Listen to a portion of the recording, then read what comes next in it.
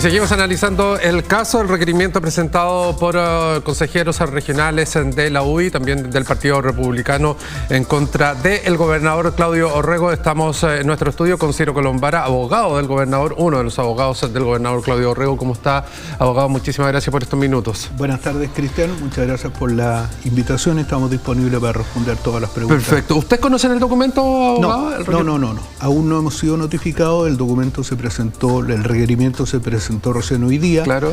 Probablemente dentro de la próxima semana el tribunal lo admita a tramitación o dé inicio al trámite y posteriormente debemos ser notificados. Sí hemos conocido muchos documentos que han circulado como trascendidos de prensa, pero no me parece serio referirme a las versiones, a las distintas versiones que se han dado de lo que sería el documento que se presentó hoy día. Todavía no lo conocemos, sí conocemos las declaraciones generales que se han hecho sobre los fundamentos del requerimiento. Claro, el fundamento principal es haber incurrido en notable abandono de deberes y faltas graves a la probidad administrativa. Eso es lo que se sostiene en él. Nosotros tuvimos acceso. Ahora, desde la gobernación, antes que usted estuviera en la representación ya oficial, que desde hoy día cuando se presenta el requerimiento, se mencionaba desde la gobernación que esto no tenía sustento jurídico. ¿Ustedes concuerdan con eso? Absolutamente. De acuerdo a la información que nosotros tenemos, insisto, aún no conocemos el documento, pero han habido tantas filtraciones de los acusadores durante estos casi 2 meses, con una intensísima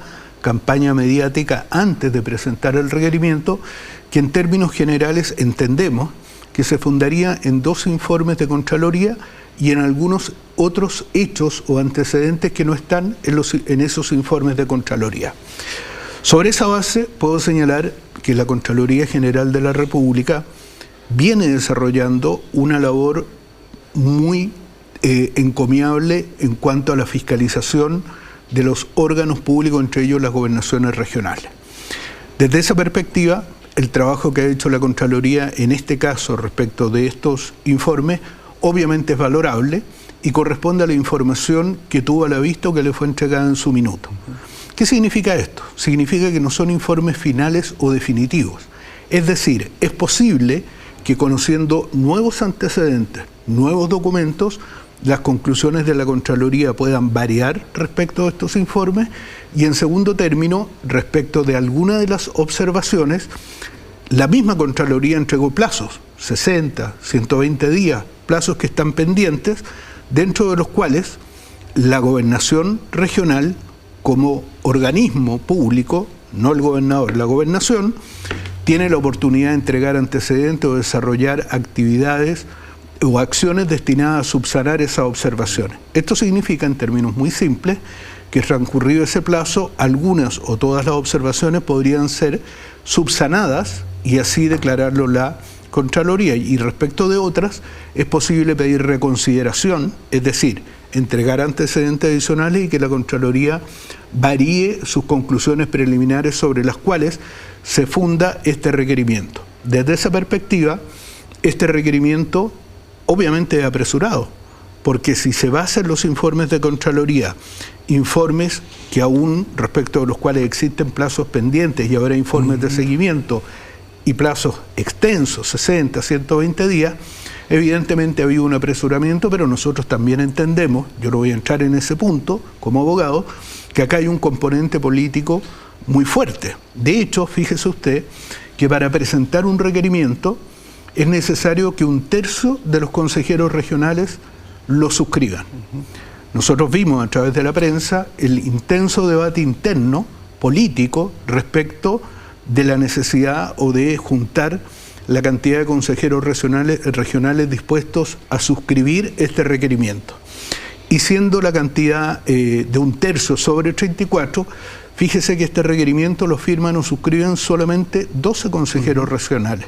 Eso significa que hay 22 que no están de acuerdo con este requerimiento, que obviamente no están de acuerdo con las imputaciones graves que se le hacen al gobernador regional Claudio Orrego, y desde esa perspectiva, incluso si lo analizamos en la etapa previa, en la etapa política, este no es un requerimiento que haya sido presentado por todos o por una mayoría abrumadora de consejeros regionales.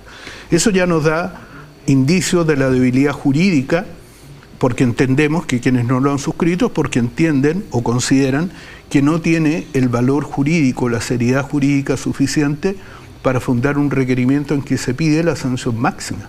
Se pide la cesación en el cargo de la principal autoridad regional del país, que tiene, como ya se ha dicho, 2,5 millones de votos. Es decir, la voluntad popular pretende ser cambiada por una decisión del Tricel sobre la base de una minoría de consejeros regionales que obviamente, y esto es parte del juego político, y es parte del juego político de todos los sectores, presentar acusaciones que no necesariamente tienen fundamento jurídico. Claro, este es un caso de ellos. Claro, ahora, abogado, no necesariamente significa el quitar la decisión popular por un hecho puntual, sino pueden haber situaciones, pueden haber que ameriten que esa responsabilidad política que se tiene a propósito de lo que se cometa como error puede ser sustituida, porque así además lo establece la ley. Tiene toda la razón, pero en este caso concreto, de acuerdo a las imputaciones que se hacen y que nosotros conocemos a través de la prensa, aún no hemos sido notificados, este requerimiento no tiene fundamento jurídico serio y confiamos en que el tribunal,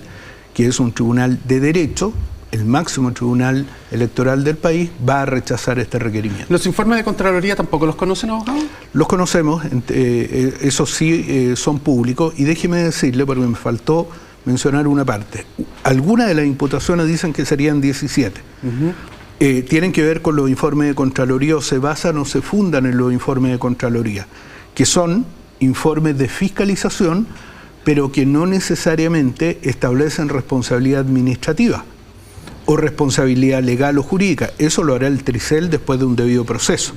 Pero existen otras imputaciones que se han hecho públicamente y entiendo que son parte del requerimiento. Un caso que se denomina Gopa, que es reciente, donde hubo un intento de fraude dentro de un funcionario del gobierno regional, donde trabajan muchísimas personas. ¿Y qué es lo que hizo el gobierno regional y qué es lo que hizo el gobernador? Primero, se descubrió este fraude. Segundo, tan pronto se descubrió, se terminó la relación laboral de esa persona, del funcionario público responsable, incluso antes de que se terminara el sumario administrativo. En tercer lugar, se presentaron denuncias y luego querellas. ¿Por quién? Por el gobierno regional. Cuarto, no existe perjuicio económico alguno para el gobierno regional. Es decir, el gobierno regional y el gobernador hicieron todas las cosas que es dable exigir a un funcionario público frente a un fraude. Y pese a eso, se le pretende imputar responsabilidad y el cese del cargo por haber hecho lo que era su obligación, es decir, reaccionar de manera enérgica frente a una situación de fraude que afectaba a terceros, que no afectaba al gobierno regional y respecto al cual no existe perjuicio económico. Ahora sí, abogado, dentro del informe de Contraloría también, bueno, y que son obviamente ocupados en este requerimiento como fundamento, hay situaciones descritas que parecen no estar cercanas a lo que establece la ley, o al menos un fallo con respecto a eso, que un coaching, y así lo establece la descripción que hace la Contraloría, por eso la interrogante también, donde se traten otros temas, no propiamente del coaching, donde hay una irregularidad en la gestión financiera, donde se ocupa un chofer para uso personal. ¿Eso dentro del peso de la prueba no tiene validez para ustedes? Me hago cargo de dos cosas. Primero, usted tiene razón cuando habla del peso de la prueba. Las acusaciones que se hacen hay que probarlas. Y eso se hace ante el ministro que designa el Tricel, y eso se va a determinar una vez que termine este procedimiento. Nosotros tenemos certeza que no va a ser posible probar esos hechos por una razón muy simple. Esos hechos son falsos. No ha habido mal uso de recursos fiscales por parte del gobernador Claudio Rego respecto de un conductor, ni respecto de ningún otro funcionario público. Respecto del coaching que se hizo gran aspaviento en temas comunicacionales, incluso se propició que se abriera una investigación penal. Déjeme decirle que muchos organismos públicos, muchos, y también del mundo privado, contratan a empresas que se desarrollan asesorías de coaching precisamente para tener una mejor gestión en el desarrollo respecto de los cuerpos directivos de cada organización. Y resulta de sentido común que cuando se hace una actividad de este tipo, dentro de lo que se analiza o dentro de lo que se conversa son las situaciones de contexto, como por ejemplo en este caso, que parcialmente coincidió con una campaña de reelección. Pero resulta que esta empresa de coaching, esta consultora, había trabajado desde antes, no en periodos de campaña, y nadie había objetado absolutamente nada. Y déjeme agregarle que si el objetivo hubiera sido utilizar esa asesoría de coaching con fines políticos, electorales, y no para el mejor funcionamiento de la institución y de sus directivos, bueno, el tema era muy simple. No se hubiera dejado constancia, como aparece en algunas minutas, en solo algunas de todas, en que se mencionó la situación de campaña. Piense usted otra cosa. Una asesoría de coaching durante la pandemia, durante el COVID, no va a mencionar que hay una situación de COVID o una inmediatamente posterior al tsunami o al terremoto del año 2010. No va a mencionar esa situación de contexto. Una empresa mínimamente seria y una consultora que hace un trabajo real, obviamente va a considerar esas situaciones de contexto y obviamente lo va a dejar constancia en las minutas porque tiene la certeza de actuar correctamente. Fíjese que de otro modo sería muy absurdo desarrollar una conducta ilegal, ponerla por escrito, entregarle esos documentos a la Contraloría, hacerlos públicos, entregarlos al Ministerio Público, si es que el objetivo hubiera sido una hipótesis de fraude o utilización de fondos fiscales con fines particulares para desarrollar una campaña política. Lo que no es lógico en términos racionales, bueno, probablemente, y en este caso así es, tampoco tiene fundamento jurídico o no es verdad. No es verdad que ese coaching haya tenido como objetivo fortalecer la campaña política de reelección en ese minuto del gobernador Claudio Rego. Claro, no netamente para el coaching, pero sí al menos acercándose a aquello, que es lo que establece el informe de la Contraloría. Bueno, ahí correctamente, y en eso la Contraloría tiene razón, porque las minutas que le entregó el mismo gobierno regional dan cuenta de la situación de contexto de una parte de la asesoría, en que era inevitable, si se hace un trabajo serio, mencionar ese contexto, o uno va a pretender que haya una asesoría de coaching respecto de los órganos directivos del gobierno regional mientras se desarrolla la campaña para elegir al nuevo gobernador, en el cual el que estaba en ese minuto iba a la reelección. Es mínimamente serio. La conducta fue transparente, fue abierta, tuvo como objetivo mejorar el funcionamiento del gobierno regional y no hubo nada oculto, nada ilegal ni nada incorrecto. Abogado, muy cortito, ¿cuándo reciben ustedes entonces este requerimiento y cuáles son los tiempos? Nosotros tenemos ahí algún grado a lo mejor de desconocimiento, pensamos que podía extenderse el proceso. ¿Es un proceso rápido? Nos encantaría hacer un medio de comunicación porque entendemos que varios ya lo han recibido, pero como estamos en un proceso judicial vamos a tener que esperar que el tribunal, el TRICEL, el tribunal en definitiva, conozca esta presentación que se hizo hoy día, en que se han filtrado muchísima información, que nosotros obviamente no nos podemos dar por enterados en su detalle, no sería serio hacerlo. Probablemente dentro de la próxima semana quede en condiciones de notificarse y tan pronto se nos notifique vamos a conocer esta presentación. Hay trascendido de prensa que dicen que tiene 120 páginas, otro dice que tiene 300 páginas, pero lo cierto es que la cantidad de páginas no es sinónimo de fortaleza jurídica. Por el contrario, cuando uno pone el énfasis en la cantidad de páginas, probablemente lo que quiere disimular es la falta de fundamentación jurídica. Tras eso, nosotros tenemos 10 días para exponer nuestra posición, nuestra defensa.